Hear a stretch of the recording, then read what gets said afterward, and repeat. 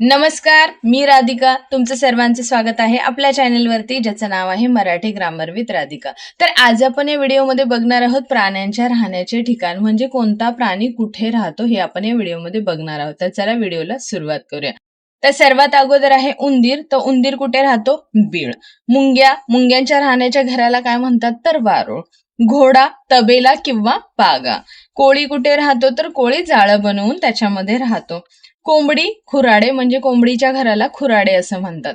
माकड झाडावरती राहतं. वाघ आणि सिंह गुहा, म्हणजे ते गुहेत राहतात. पक्षी घरटे बांधून राहतो. त्यानंतर माणूस घर, पोपट ढोली आणि साप वारोळ, सापाच्या घराला वारोळ म्हणतात.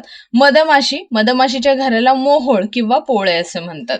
त्यानंतर आहे म्हैस, गाय आणि बैल. सो हे तिघं पण कशामध्ये राहतात? तर गोठ्यामध्ये राहतात.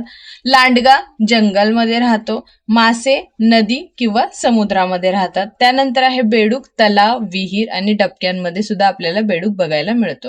त्यानंतर आहे हत्ती. सो हत्तीच्या घराला अंबरखाना असं म्हणतात. आणि माणूस घर, सो हे रिपीट झालेलं आहे. आय होप तुम्हाला हा व्हिडिओ आवडला असेल. जर तुम्हाला माझे व्हिडिओ आवडत असतील, समजत असतील, तर चॅनेलला नक्की लाईक, शेअर आणि सबस्क्राईब करा. भेटूया अशाच एका पुढच्या व्हिडिओमध्ये. तोपर्यंत बाय बाय.